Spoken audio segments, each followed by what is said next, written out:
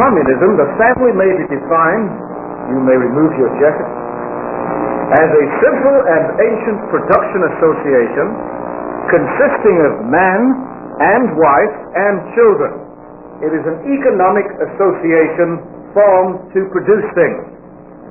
Especially after the establishment of Darwinism and the theory of primordial matriarchy, that is to say that the woman is boss in the family, and was originally that way, Marx and Engels from about 1860 onwards began to regard the family as a perversion of the original sexual promiscuity amongst the human herds under primitive communism after their evolution from a race of sexually promiscuous apes, under which primitive communism there is supposed to have been community of property and community of women. As a result of the division of labor, which communists believe is inherent in the Sex Act, in man's progressive devolution through group marriage towards monogamy, man is supposed to have become divorced from the herd and wedded to his wife. Man's wife and family became his first slaves, and by the time of the advent of capitalism, the bourgeois or middle-class family was based on capital and private gain, even as the exploited proletarian and his exploited wife and children had long since forfeited their family life. With ever-increasing tension, some of it artificially fanned by the Communist Party's deliberate encouragement of pornography and immoral styles of living in the last stages of capitalism, revolution becomes unavoidable. Now, with the socialist revolution, the family too is revolutionized. Even before this time, Marx had experimented in communal living. Marx and his wife went to live in Paris with Ruger and his wife. Ruger and Marx were co-editors of the Deutsch-Französische Jahrbücher, the German-French annual, and they all lived together in this commune, same way some hippies do. And Marx extramaritally fathered a son by his servant Helene de Moot. Marx had an illegitimate son to his own servant. Engels had lived a profligate life even with Mary Burns, who claimed to be a descendant of Robbie Burns, and after Mary's death with her sister, probably even before Mary's death. Their friend Bebel, August Bebel, had written an alarming book on free love entitled Die Frau und Sozialismus, Woman and Socialism, which was widely applauded in Marxist circles. Lenin was childless, but he did have a mistress. And Marx and Engels and Lenin all prophesied that socialism would be characterized by the revolutionization of the family, the emancipation of women, the institution of easy divorce, the integration of women and youth into industry, the militarization of women, the establishment of state creches for the children of working mothers at their factories, the withering away of prostitution, the abolition of the distinction between legitimacy and illegitimacy, the abolition of all rights of inheritance, and the total communization of all children. Now, under the socialist periods of workers' control and war communism, that is to say, in Russia from about 1917 through 1921, a prolonged effort was made to abolish the family. Church marriages were abolished. Promiscuity was furthered. Divorce was instituted merely by mutual consent or even by unilateral request. The woman didn't like her husband, she'd just fill in a postcard, I wish to be divorced, and mail it to the director of marriages, and that was it. Marriage was at an end. Under advanced socialism, women are to work more and more outside of their homes in public food distributing and catering, gradually replacing the household kitchen with communal dining halls. State nurseries are to be constructed as the germ cell of communist society. I'd like to repeat that. This is a quotation from Lenin. Lenin said state nurseries are the germ cell of communist society, in which the family is to be raised to a higher form of the ancient gentes, of the ancient tribal association, according to Engels. So we should expect a return to sexual promiscuity under pure communism in the future. Under future communism, then, the communization of the family will be intensified. Wives will then be totally independent of their husbands. All children will be communally educated. All private housework will vanish.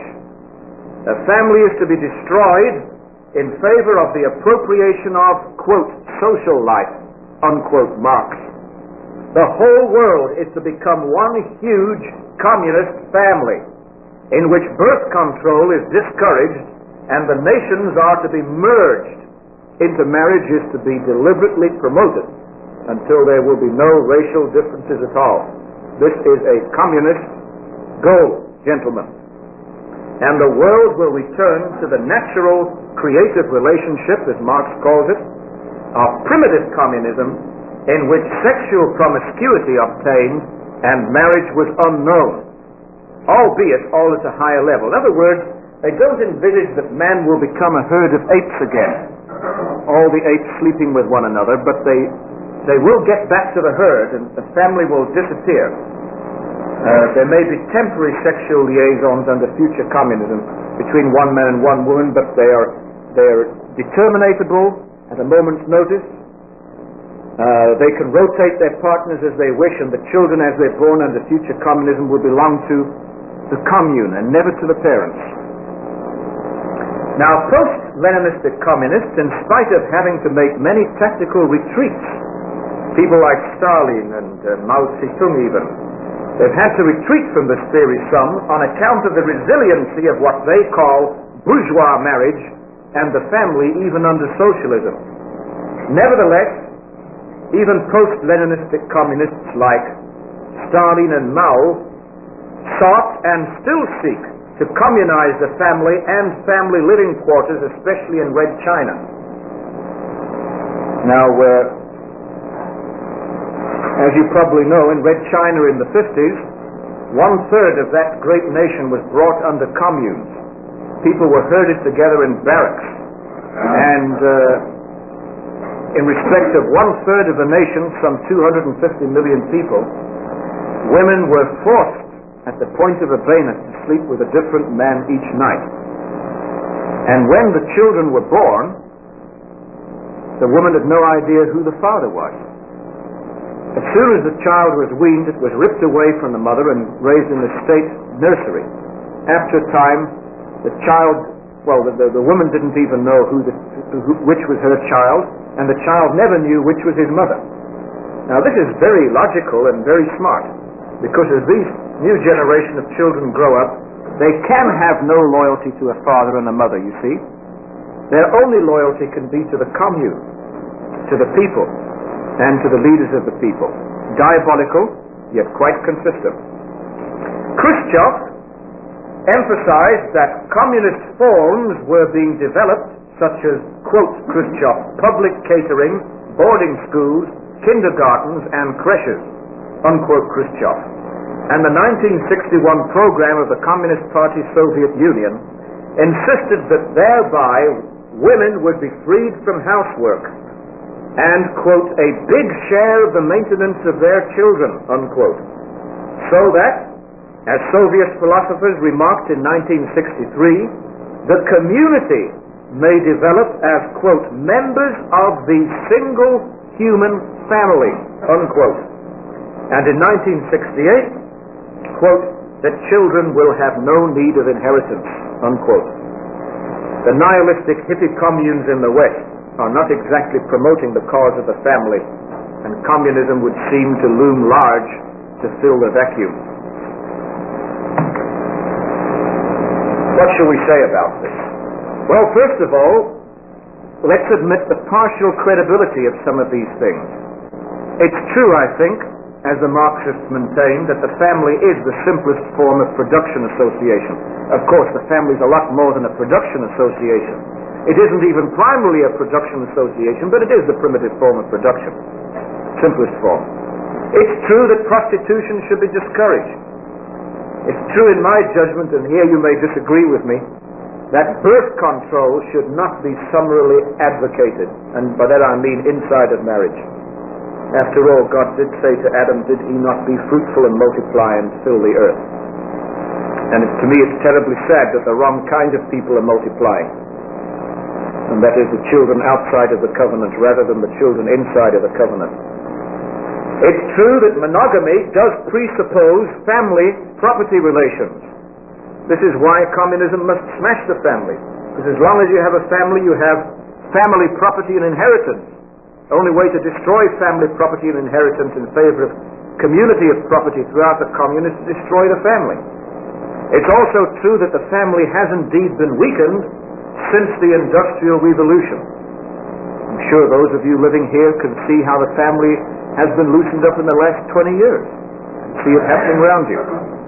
Secondly, however, we must note theoretical contradictions within the theory of communism itself. After all, before Darwin got going and popularized his theory, that is to say up to 1860, Marx and Engels both believed that the family came first and the tribe was second. Since Darwin popularized his views, together with the theory of matriarchy, original matriarchy of Bachhoven and Lewis Morgan, heard of the great American anthropologist Lewis Morgan, worked amongst matriarchal tribes of American Indians. This he assumed had been the case everywhere previously. So then, Marx and Engels made a reversal and taught that the tribe antedated the family. They're vulnerable on this point. Also, one cannot easily reconcile the sexual utterances of Engels and Lenin and the sexual lives of Marx and Lenin when compared to their writings. One cannot reconcile giving women lighter jobs with on the one hand, this is what Lenin advocated, with the other doctrine of equal pay for equal work for women. These two things clash. One cannot reconcile the practical enslavement of women to, quote, large-scale socialized domestic services, unquote, after liberating women from household slavery, so-called. And one cannot easily reconcile the various Marxist theories of birth control. On the whole, they're against it. But if the world ever became full of people, they would say, then would be the time to say, caveat consules. Let the consuls, let the party leaders crack down. This, in fact, has happened 2 or 3 times in Red China since the Maoist takeover. First of all, they said to the Chinese people, breed and we'll take the world. Then they ran into famine problems and they went around with very loathsome anti-conception posters demonstrating in a very crude way how not to reproduce. And now of late, having gotten over their great leap backward agriculturally to some extent, they are again encouraging their people to breed. So that China, alarmingly enough, has the largest growth rate of a young population in the world today. Now this has very interesting military implications regarding the future 30 years, I would say. But they've run into problems as they've sought to implement communism. For example, in Russia, they originally promoted free love, free divorce, free abortion, the abolition of inheritance. But this created so much chaos, and will create so much chaos if the U.S. continues to move in this direction in the next 20 or 30 years, that they all had to be reversed. So that today in Russia, it is very difficult to get a divorce, free love is frowned on, and inheritance has been reestablished, at least regarding some areas of goods. And an often loveless socialist family behind the Iron Curtain today is socially upheld as the necessary producer of new labor units for society, that is to say, new children. I've actually read this in a Soviet magazine, where a woman is called, about 1962 this is written too, Soviet woman should regard herself, a married woman, as a producer of labor units. Now, I sort of freeze up when I see a child described in that way, but that was the official citation. Turning now to a more incisive critique, we should note that even according to modern evolutionists, man has not descended from a tribe of apes, such as communists assert, but rather, the modern evolutionist would say, I guess, from some sort of a missing link that is neither ape nor man. Bachhoven's and Lewis Morgan's theory of original matriarchy is untenable, and hardly any sociologists, including evolutionistic sociologists, hold it today. It's been repudiated. Communal sexual intercourse is unnatural, and it is not primordial. I say that it is unnatural to have sexual relations with more than one person of the opposite sex. For this insight, I'm indebted to a heretic called Emil Brunner, but what he says is correct. He says it's impossible for a man to have intercourse with more than one woman at the same time. Therefore, nature hereby shows that this is the norm. Moreover, says Brunner, this you'll find in his Das Gebot und die Ordnungen, the command and the ordinances. Moreover, says Brunner, even when an illegitimate child is born, who has no idea who his parents are, he only has one mother and one father, may not know who they are, but a child is always the product of one mother and one father. This is what nature clearly declares, says Brunner. I'll give him credit for that. I think it's a very useful insight, and it happens to be true too. So, the communist idea that communal sexual intercourse is natural is incorrect. Intercourse between ancestors and descendants is also almost universally taboo, and one cannot reconstruct any picture at all of the whole of ancient society from a study of a few modern savage societies, such as of a few matriarchal red-skinned tribes in certain parts of North America in the 19th century. You cannot conclude on the basis of what you see in those tribes at that point, but everyone all over the world was once that way. Furthermore, the attempt to trace the origin of the division of labor to the Sex Act is surely nonsensical. I always say with a smile in dealing with communists face to face, and I know some on a face-to-face basis, if the division of labor, that is to say the fall of man, is the result of the Sex Act, then you people must argue that man fell when he was still an ape, because apes also performed the Sex Act, and all the way back. So then you've got to place the fall long before the evolution of man from these things. The views that under the primitive communism women were originally uncivilized, that's what Emil says, and that communities dwelt in large houses and long houses like the devolved redskins, the view that men were originally polygamous, are not only erroneous, but they are fraught with menace when it is remembered that future communism is supposed to be a higher level revival of primitive communism. The Marxist accusations of sexual immorality that the bourgeoisie are supposed to have committed is probably largely motivated by their own guilt complex, Marx, Engels, and Lenin of themselves living promiscuously in sin. Marx and Engels say in the Communist Manifesto, you people are angry with us communists for advocating abolition of the family. What do you mean? You with your nice family life, Mr. Capitalist, you all have your beautiful secretaries. All we would be doing would be to normalize a situation that you were already practicing. This is the way in which Marx and Engels argue in the Manifesto. Well, it was the way in which Marx and Engels were living. And I guess some non-communists too, but it wasn't normative. And it was far more prevalent before the advent of the communist takeover amongst the communists than it ever was amongst the non-communists. Further, The current Soviet view of divorce, which is very difficult to obtain in the Soviet Union today, is obviously quite irreconcilable with the communistic views regarding divorce of Engels, Bebel, and Lenin. That personal. Now, my wife who typed this manuscript out and the rest of my second doctoral thesis got to this point. She says, well, there's one point that I agree with him on, and that is that a housewife's work is not always thrilling. It's a bit monotonous. And they want to free women from housework. Said to my wife, all right, well, let's look at it this way. Your choice is not that between washing up the dishes here. In my society, only women wash up dishes, incidentally. Your choice is not between washing up dishes here or not washing up dishes at all.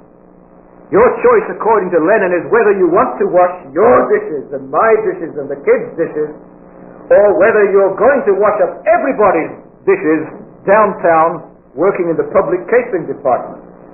Now, I would think somewhat unthrilling as washing up dishes may sometimes be, that you get more of a thrill washing your own family's dishes than you do of washing the commune.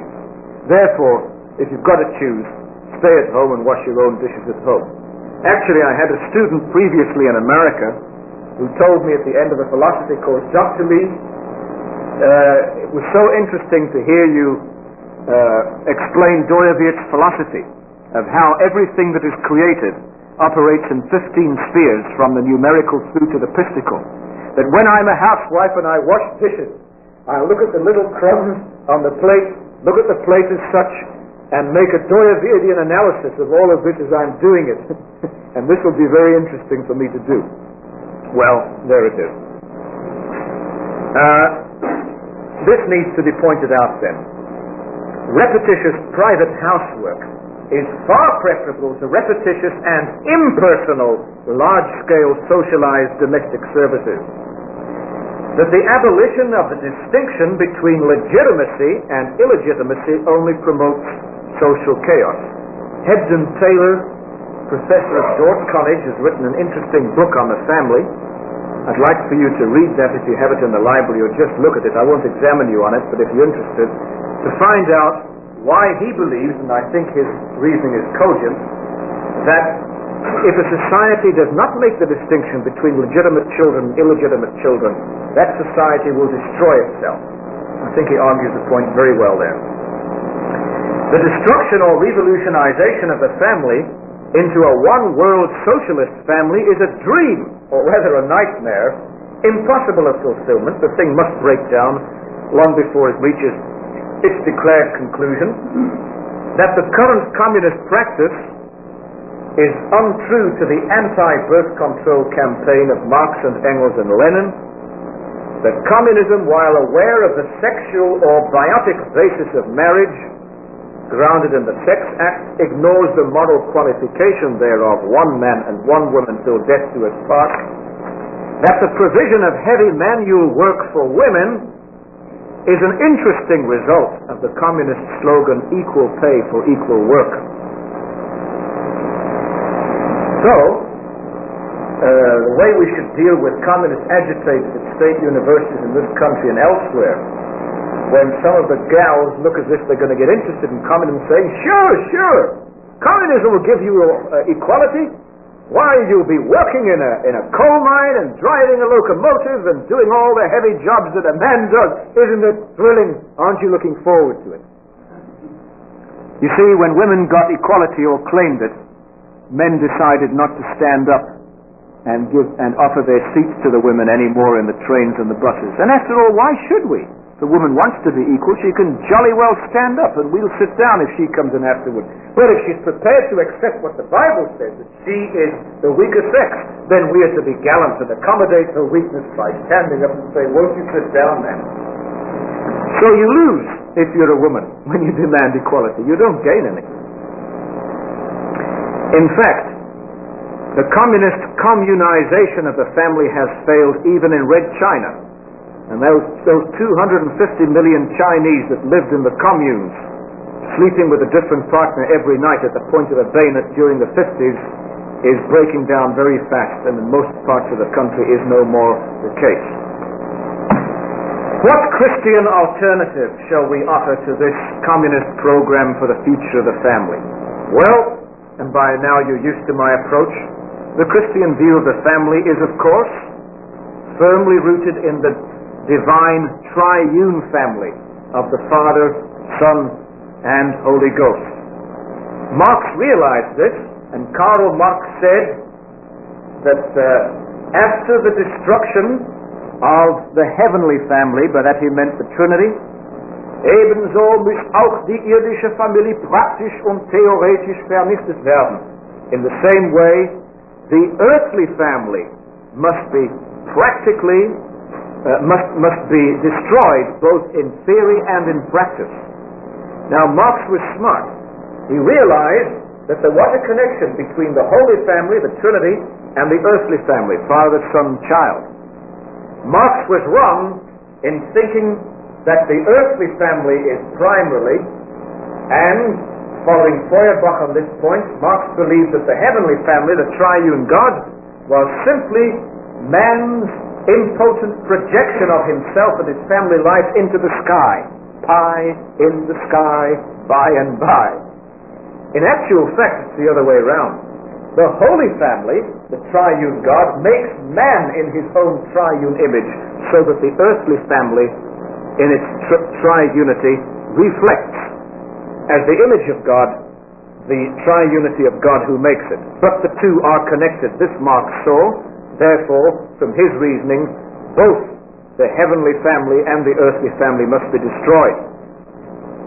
As Doyeviet correctly says, and I quote Doyeviet here with approval, even in the purity of its structure according to the divine will, the family is only a temporal expression of the religious meaningfulness of human communion in Christ in his relation to the divine Father and as the Son.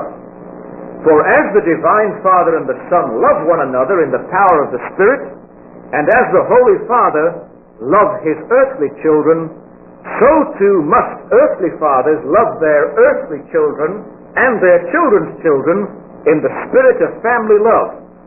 For, as Doyeviet again correctly points out, the earthly family is a reflection of the bond of love between the Heavenly Father and his human children.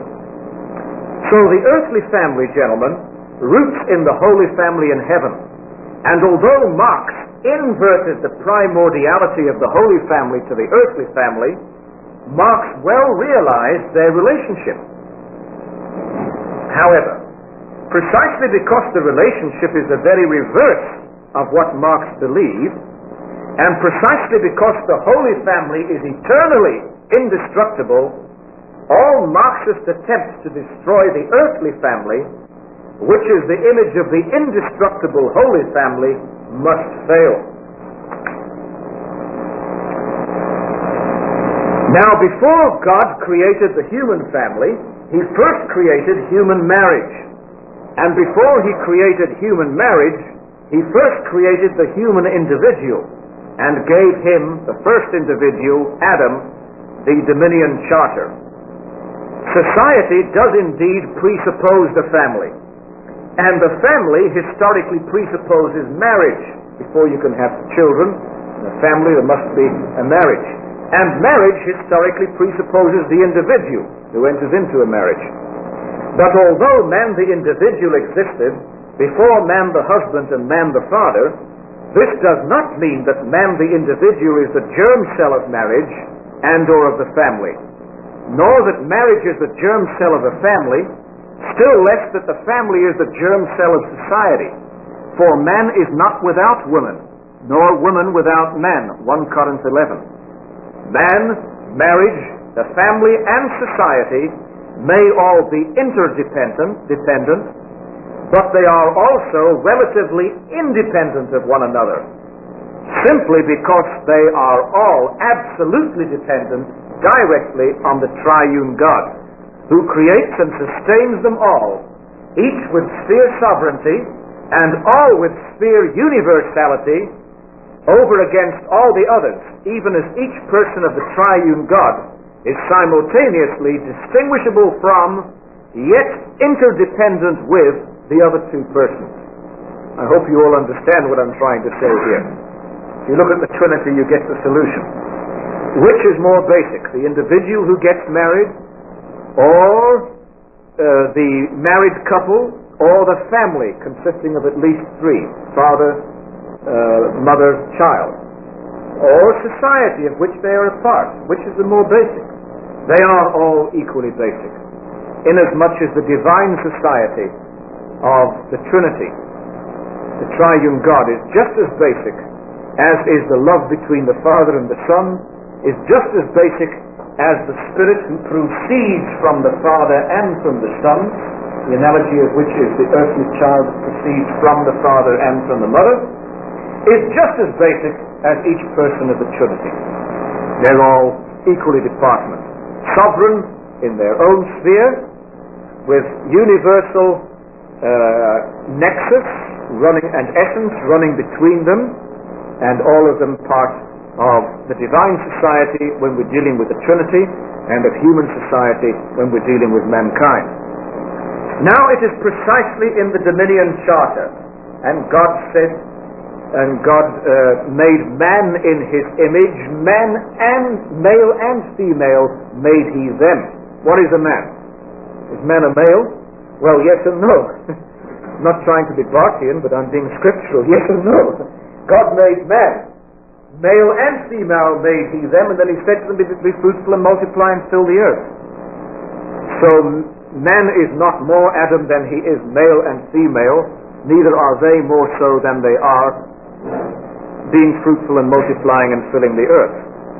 It is precisely in the dominion charter, Genesis 1:28, that the distinguishability, yet interdependence of the individual, marriage, the family, and society is best revealed.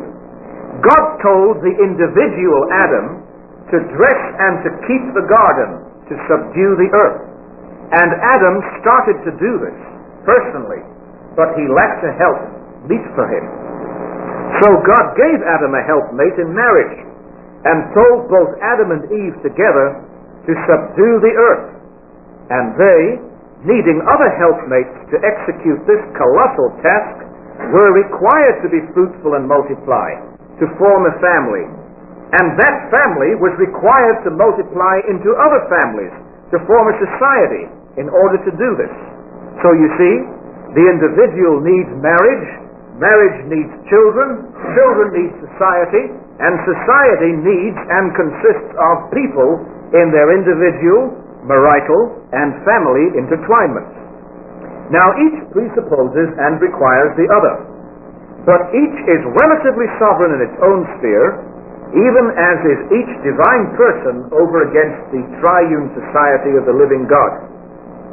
The individual then needs marriage, for it is not good that man should be alone.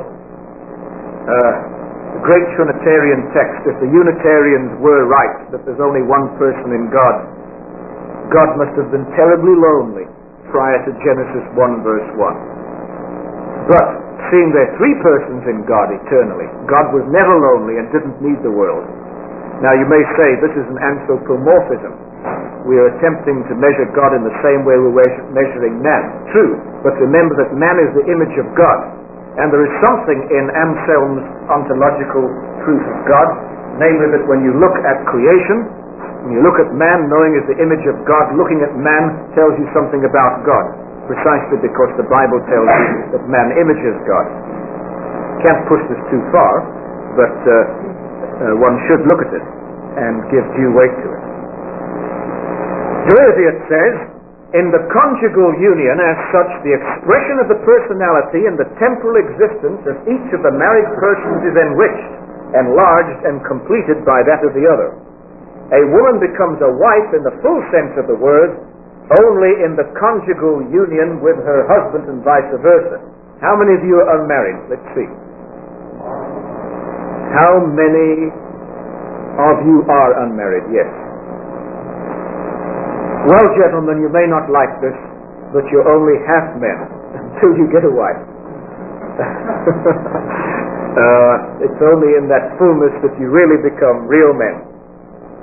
So get married unless the Lord has given you the gift of abstention. And the expression of personality in the bi-unitary bond assumes a wider and a deeper perspective in the multi-unitary bond of the family. Amazing that Doiviet saw this, but he and his followers would never try to link it to the ontological Trinity. No, to them this would be to try to erase the creator-creature distinction. Actually, it isn't. They're onto something good here, but they haven't quite drawn the logical conclusion, in my judgment, which is that man is, after all, the image of God. Oh, that's so important to realize that man is the image of God. It is one of the keys of all biblical and Christian philosophical interpretation, in my judgment. Why do some so-called Calvinists, this is just aside, obiter dictum, why are some Calvinists so cold-hearted and unevangelical? I'll tell you why. Because they haven't made enough of the doctrine of man. They haven't realized that man is the image of God. That even a fallen man, although he's the shattered image of God, is nevertheless the shattered image of God. And when you realize that even the wickedest,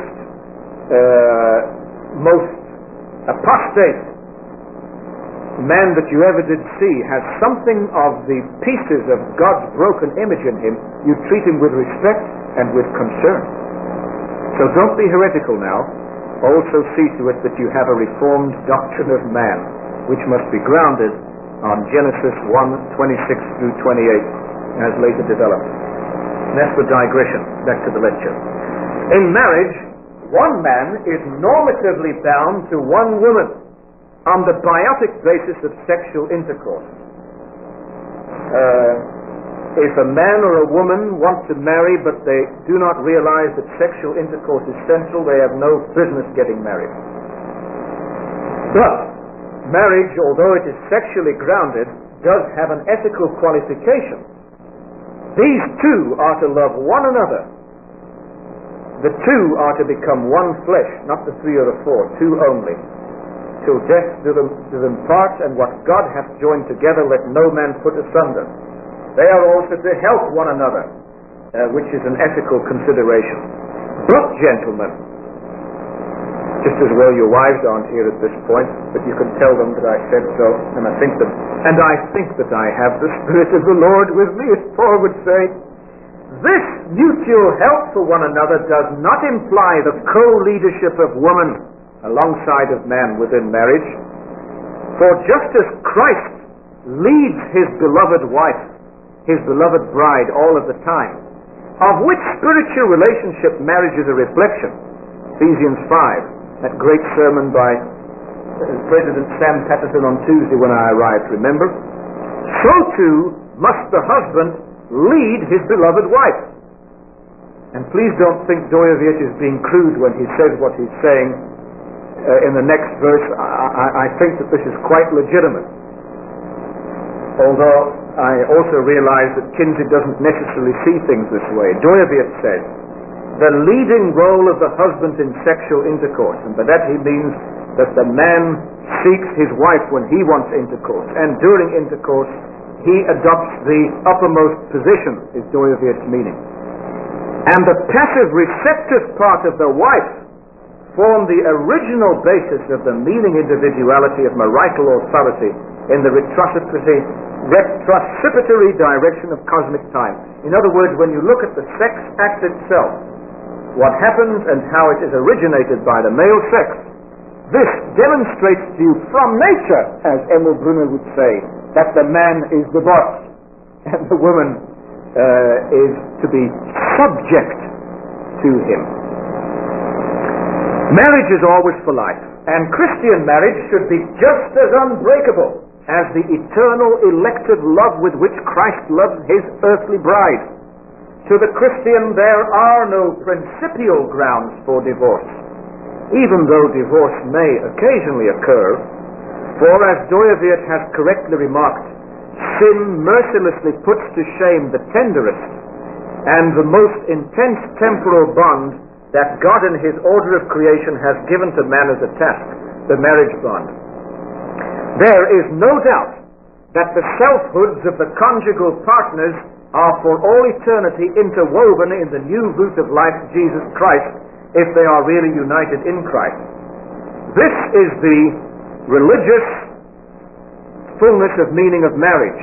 But in this religious interwovenness, Christian marriage partners become aware of belonging to one another, not as husband and wife in the temporal marriage bond, but as the children of one Father in Jesus Christ. Now, woman is a helpmeet unto man. She not only helps man to execute the dominion charter through her direct help, but also indirectly through raising whatever children God may be pleased to give her, and training the children into themselves executing the dominion charter further. With the arrival of the first child, the family comes into being, which, like marriage, is biotically grounded and ethically qualified. Marriage, then, is a normative and lifelong bond between one man and one woman, and the family is a normative bond between that man and woman and their children. Although marriage and the family are both biotically grounded and ethically qualified, you must distinguish them. They complement one another. They are two institutions within the same living space of the same home, but they are not one and the same institution. After all, an unfruitful marriage, not resulting in the production of children, is still a genuine marriage. Marriage is governed by the 7th commandment, thou shalt not commit adultery, whereas the family is governed by the 5th commandment, honor thy father and thy mother. A family persists after the disappearance of the marriage within which it developed. A marriage breaks up on the death of the first dying, whereas a family does not. Yet the intertwinement of marriage and the family is obvious. Sexual intercourse should take place only within marriage. Intercourse sometimes results in the advent of children, this over against the Catholic position. Children should have a father and a mother, enjoy their love and their goods, and inherit their possessions according to the voluntary provision of the parents. Now, as new marriages and families come into being, and as children grow up and leave their parents and marry and raise their children who grow up and leave their parents and marry and raise their own families too, etc., etc., men multiply into ever-separating families while retaining their contact within society as a whole. Society itself knows of many non-familial societal relationships, such as between various families, instance the clan, between individual members of the different families in their individual capacities, such as contracts of partnerships between brothers or nephews, or even non-family relationships between members of the same family. For example, a widowed mother's lifelong usufruct over property bequeathed to her children by her predeceased spouse, all of which indicates the rich diversity of the various societal relationships and their relative independence from the family as such. However, sin has changed these harmonious relationships. Through sin, God-given individuality degenerates into a refractory hyper-individualism, which repudiates all responsibility towards one's husband, as shown in Eve's behavior, towards one's children, as shown in Adam's behavior, as the federal head of the human race, towards one's own brothers, as shown in Cain's behavior. Sin causes the violation of the norms of marriage, as shown in Lamech's behavior, Genesis 4. Yet the Protevangelium, Genesis 3:15, checks the development of sin and substantially restores the harmony by the promised advent of Jesus, the perfect individual. Jesus, the coming seed of the woman. Jesus, the exemplar of family life, together with Joseph and Mary, whom he obeyed, and of the perfect marriage between Jesus and his bride, and of the harmonious brotherhood between the various Christians with one another. Now, regarding Christian marriage, we are taught that it should always be monogamous, lifelong, only in the Lord, and characterized by tender sexual love and the desire to beget children. Consequently, Christianity will promote laws in favor of marriage and against homosexuality, against easy divorce, against extramarital intercourse, against abortion, and certainly oppose any national or international statist scheme to impose compulsory birth control. And gentlemen, we're going to get this within the next 30 years from the UN, unless the UN destroys itself in the meantime, which is quite possible. These statist inroads into the sphere sovereignty of marriage are intolerable, for the Christian marriage partners, though not commanded to bring forth abundantly, or to teem like the creatures of water and the air, such as the fish and the insects, are nevertheless divinely commanded to be fruitful and multiply, not just add and subdue the earth. People often ask me, what is the minimum number of children that Christian parents should try to raise? I, being the father of 2 children as of now, with problems that have developed relative to my wife's health, automatically answer 4 should be the minimum you should desire to raise. Well, how do you figure that out? Well, it's simple. The Lord said to 2 people, Adam and Eve, multiply. And if you multiply 2 by its minimum, you get a minimum of 4. And this is assuming that they're all going to grow up and get married. After all, why should the devil's children fill the earth? We should be taking over the earth. It's God's earth, not the devil's. On the other hand, don't let us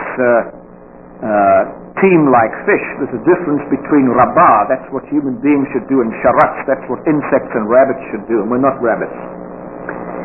Hence, true Christians have no fear of the myth of overpopulation of the world. This is a socialistic nightmare that they conjure up to try and scare us into buying their scheme. The Christian knows that when the earth has, in God's opinion, been adequately populated and evangelized, then history will end with the second coming of Christ, after which there will be no more marriage or begetting of children. For marriage will then be perfected in the final marriage of Christ to his bride, the church. Regarding the Christian family, Christianity will promote the sphere sovereignty of one family over against all other families. Christianity will campaign for an own house or separate place of residence for each family over against the Marxist commune or glorified longhouse. Will emphasize the parents' right, not the state's, to provide for the maintenance, education, and inheritance provision for their own children. Christianity will stress the qualitative difference between the Christian family and the non-Christian family. Ezra puts it so beautifully. He says that the children of the covenant are, quote, holy seed, unquote. God puts a distinction between the two. Christian children to be baptized, non-Christian children not to be baptized. And Christianity will insist that only the Christian family has an ultimate eschatological future on the new earth within the broader kinship of the adopted family of the triune God. I love the way in which Paul implies in 1 Corinthians 10 that baptism is the Red Sea, which separates the Israelites, the children of Israel, from Pharaoh and their children that follow. It puts a difference. So then, the Christian concepts of marriage and of the family are diametrically opposed to those of the Marxists. Extramarital sexual relationships are condemned by the Christian, but the licentious communist Engels warmly advocated this. Sexual intercourse to the Christian is an act of marital companionship. To the Marxist, it is an act of crude division of labor. Birth control is wrong in principle to the Christian. To the Marxist, it is only currently undesirable for temporary and practical reasons. Marriage to the Christian is by definition and always will be monogamous, whereas the Marxist believes that there has been community of women almost from time immemorial and that monogamy may fail in the future. Divorce to the Christian is generally very reprehensible, but Engels says that a definite cessation of affection or its displacement by a new passionate love makes separation a blessing for both parties.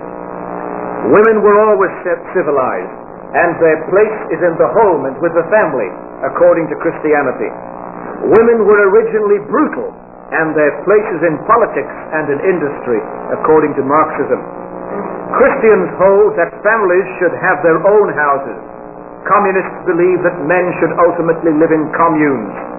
Compare the old longhouses of so-called primitive communism.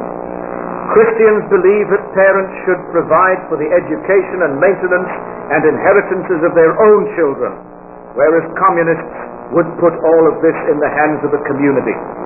Proverbs 31 in closing, who can find a virtuous woman? For her price is far above rubies. Often tell my wife this. The heart of her husband doth safely trust in her, so that he shall have no need of spoil. She will do him good, and not evil, all the days of her life. Colossians 3, wives, submit yourselves unto your own husbands, as it is fit in the Lord. Husbands, love your wives, and be not bitter against them. Fathers, provoke not your children to anger, lest they be discouraged. Children, obey your parents in all things, for this is well-pleasing unto the Lord.